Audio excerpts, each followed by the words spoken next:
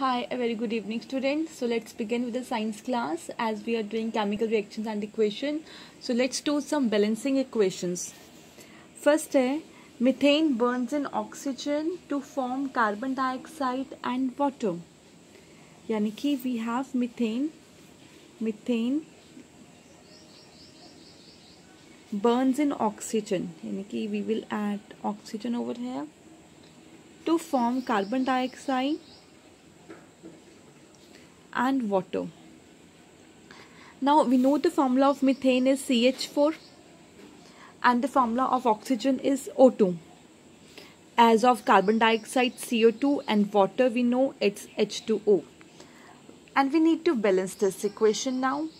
First of all, let's check out के left hand side and right hand side में जो elements है एक है C, एक है H, एक है O. इनके कितने कितने एटम्स हैं, ठीक है. तो यू कैन सी के C1 and here C1, it means it is balance. H4 है यहाँ पे, वहाँ पे H2 है. We need to balance this. Oxygen यहाँ पे 2 एटम्स है, वहाँ पे ऑक्सीजन के 2 + 1 3 एटम्स है. Okay, so we need to balance these two. But if you wish, अगर हमें कुछ चेंजेस करने होंगे तो हम इसको भी हम थोड़ा सा मॉडिफाई कर सकते हैं. नाउ अब देखो, ये CH4 है, हमें यहाँ पे 4 चाहिए. तो अगर मैं यहाँ पे 2 ऐड कर दूँ तो H4 हो गया, लेकिन ऑक्सीजन यहाँ पे 2 to 4 हो गए. तो ऑक्सीजन के लिए अगर मैं यहाँ पे 2 ऐड कर दूँ तो ऑक्सीजन के 4 एटम्स हो गए. 4 atoms of oxygen, 2 + 2 4 and 4 2 into 4.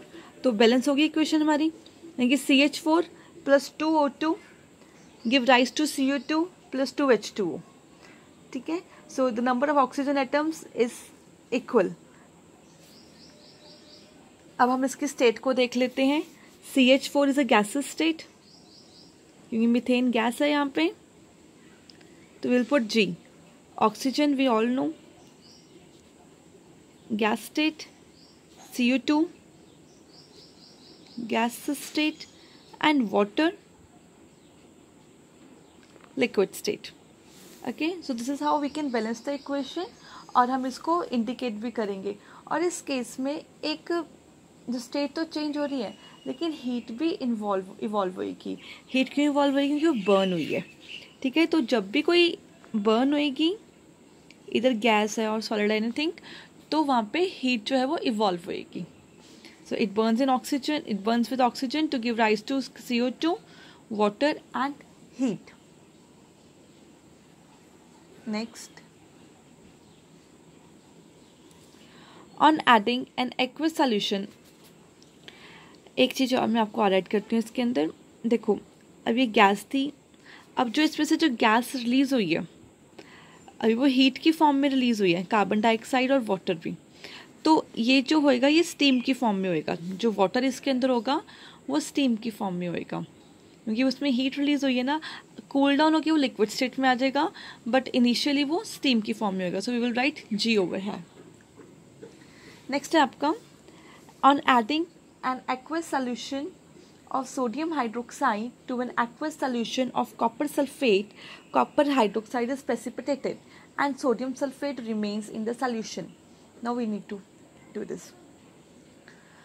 अब सोडियम हाइड्रोक्साइड को जब हम ऐड करें कॉपर सल्फेट के अंदर, तो एक ब्लू कलर का प्रेसिपिटेट बनेगा कॉपर हाइड्रोक्साइड का. ठीक है. जो कॉपर हाइड्रोक्साइड होएगा वो ब्लू कलर का होएगा.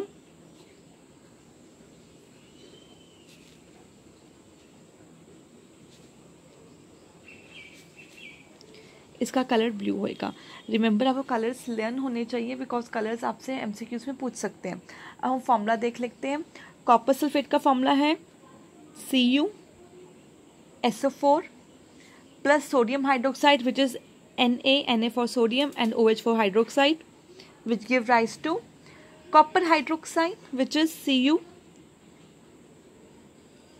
This is the formula of copper hydroxide plus sodium sulphate Na2SO4.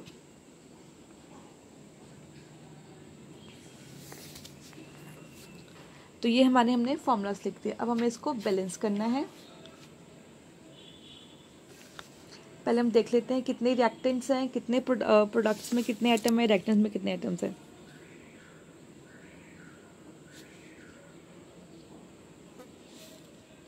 Element है copper, sulphur, oxygen, sodium, hydrogen. ठीक है, copper 1 1, sulphur 1 1, oxygen 4 1 5,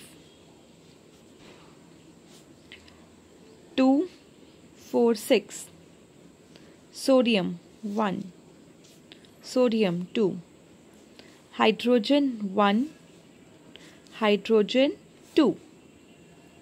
Okay, so we need to balance all these three: oxygen, sodium and hydrogen. Now इसको हम लिखेंगे तो CuSO4 जो copper sulphate था ये आपका एज सच आएगा, बिकॉज कॉपर और सल्फर बैलेंस थे। लेकिन जो ऑक्सीजन था हमें यहाँ पे एक और ऑक्सीजन चाहिए, तो अगर मैं इसको 2 से मल्टीप्लाई कर दूंगी तो 2 ऑक्सीजन यहाँ पे हो जाएगा, 2 + 4 6 हो जाएगा। अब देखो सोडियम भी 2 हो गए, ऑक्सीजन भी 2 हो गए और जो हाइड्रोजन थे वो भी कंप्लीट हो चुके हैं। तो ये जो राइट हैंड साइड है वो उसकी एज इट इज आएगी,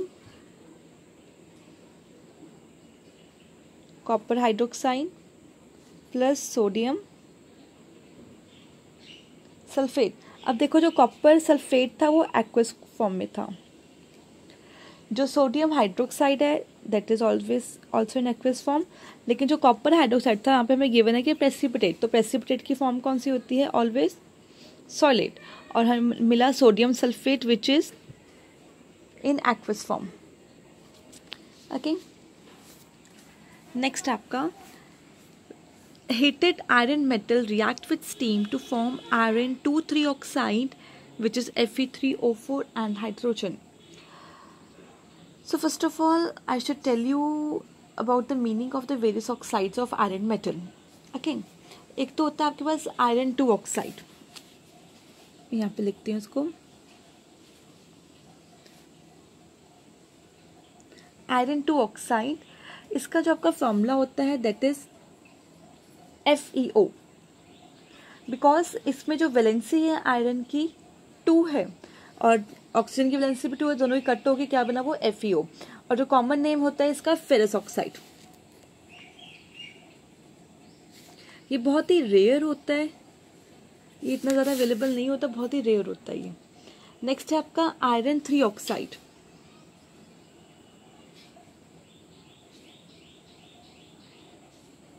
जो आयरन 3 ऑक्साइड है इसको हम 3 इसलिए बोलते हैं क्योंकि इसमें जो वैलेंसी होगी आयरन की वो 3 होएगी। तो कॉमन नेम होता है इसका फेरिक ऑक्साइड एंड इसका फॉर्मूला होता है Fe2O3 and named as a ferric oxide. अब यहाँ पे हमने यूज किया है आयरन 2,3, तो आयरन 2,3 के अंदर क्या होएगा, दोनों को ऐड ऑन कर देंगे, यानी कि FeO प्लस Fe2O3 दोनों को ऐड करके क्या बन जाएगा Fe plus Fe2 Fe3 and O plus O3 O4, तो Fe3O4 बन जाएगा। ठीक है, तो इसका जो कॉमन इसको हम आयरन 2,3 ऑक्साइड बोलते हैं और ये जो है ये मैग्नेटिक आयरन होता है, इसको मैग्नेटिक आयरन ऑक्साइड भी हम कह सकते हैं। So do remember all these 3, ठीक है, बहुत इंपॉर्टेंट होते हैं। Now doing the question, write a balance chemical equation, question detail में कर चुके थे आपको ऑलरेडी। अब इसमें है iron plus steam which give rise to iron 2,3 oxide and hydrogen. तो सिंबल जो है आयरन का वो होता है Fe प्लस स्टीम, स्टीम को कैसे लिखेंगे हम H2O give rise to Fe3O4 यानी कि iron 2,3 oxide plus hydrogen. So let's balance this.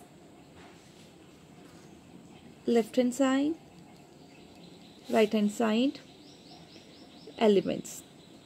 Element है आपका Fe, H और O। लेफ्ट साइड में Fe1 है, यहाँ पे Fe3 है। हाइड्रोजन यहाँ पे 2 है, वहाँ पे हाइड्रोजन 2 है। यहाँ पे ऑक्सीजन 1 है, वहाँ पे ऑक्सीजन 4 है। इसका मतलब हमें आयरन और ऑक्सीजन को बैलेंस करना पड़ेगा। ओके, तो ऑलरेडी यहाँ पे इसको मैं यहाँ पे लिख लेती हूँ, iron plus steam give rise to Fe3O4। अब देखो यहाँ पे आयरन के 3 एटम्स है, तो यहाँ पे ऑटोमेटिकली 3 कर देते हैं, आयरन बैलेंस हो गया। ठीक है, आयरन बैलेंस हो गया। Now coming towards the oxygen. अब ऑक्सीजन के यहाँ पे 1 थे और यहाँ पे 4 है, तो अगर मैं इसको 4 से मल्टीप्लाई कर दूं तो हाइड्रोजन कितना हो गया 8, और अगर मैं इसको यहाँ पे 4 से मल्टीप्लाई कर दूं हाइड्रोजन कितना हो गया 8। हेंस बैलेंस, आयरन 3, ऑक्सीजन यहाँ पे 4 थे, 4 hydrogen 8, hydrogen 8। So 3Fe plus 4H2O give rise to Fe3O4 plus 4H2। Now we will write its physical state. अब जो Fe की फिजिकल स्टेट होगी ऑब्वियसली सॉलिड होगी, H2O की ये स्टीम की फॉर्म में होगी क्योंकि यहाँ पे लिखा है मेंशन स्टीम है, तो वो गैसेस स्टेट में होगी। और Fe3O4 जो बचा वो सॉलिड स्टेट में होगा, और जो हाइड्रोजन होएगा वो भी गैसेस स्टेट में होगा। So I hope you are done with this question. Now next question, hydrogen plus chlorine give rise to hydrogen chloride. Hydrogen is a gas, chlorine Cl2 give rise to, तो उसको balance करने के लिए हम यहाँ पे 2 लगा देंगे। ठीक है, एज H भी 2 हो जाएंगे, क्लोरीन भी 2 हो जाएंगे, और HCl भी, मतलब H इसमें 2 और क्लोरीन भी 2। तो और इसकी जो फिजिकल स्टेट होगी, हाइड्रोजन गैसेस फॉर्म में होगी, क्लोरीन भी गैस की फॉर्म में होगी, और हाइड्रोजन क्लोराइड भी गैस के फॉर्म में होगी। So I hope you are done with this. और 2 क्वेश्चंस रह गए हमारे, कर लेते हैं वो भी। Hydrogen gas combine with nitrogen to form ammonia. Hydrogen gas यानी कि H2 नाइट्रोजन गैस की फॉर्म में अवेलेबल होगा, और अमोनिया का फॉर्मूला होता है NH3। ठीक है, NH3। तो how do we balance it, अब हम देख लेते हैं। यहाँ पे लेफ्ट हैंड साइड में H2 है, N2 है, H3 है, N1 है। ठीक है, तो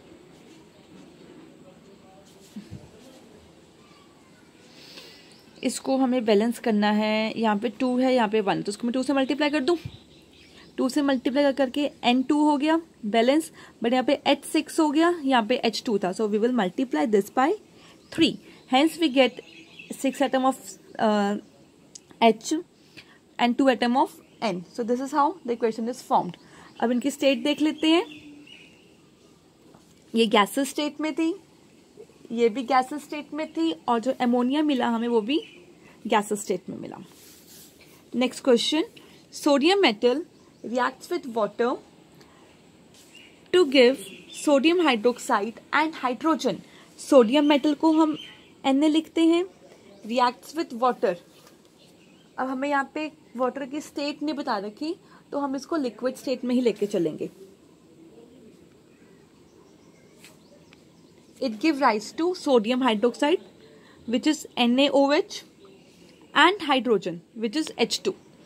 Okay, so let's balance this equation। पहले हम लिख लेते हैं। यहाँ पे ये मेंशन करना बहुत इंपॉर्टेंट होता है कि आपके पास रिएक्टेंट्स और प्रोडक्ट के अंदर टोटल एटम्स कितने प्रेजेंट है। It make more easy to you. अब यहाँ पे सोडियम का 1 था, यहाँ पे सोडियम 1, यहाँ पे हाइड्रोजन 2, वहाँ पे हाइड्रोजन 2 + 1 3। लेफ्ट हैंड साइड में जो ऑक्सीजन थे वो 1 थे, राइट हैंड साइड में ऑक्सीजन भी 1 थे, यानी कि हमको बैलेंस करने की रिक्वायरमेंट है सिर्फ H को। ओके, सो 2Na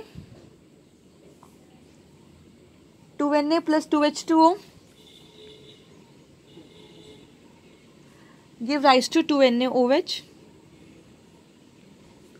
plus H2। तो आपका जो Na होगा सोडियम यानी कि वो सॉलिड स्टेट में होगा, H2O लिक्विड स्टेट में था, NaOH आपका जो आएगा वो एक्वस फॉर्म में आएगा, और H2 जो गैस रिलीज होएगी। So this is how we can balance the equation. मैंने आपको 6 एग्जांपल्स दिए थे विच आर वेरी कॉमन।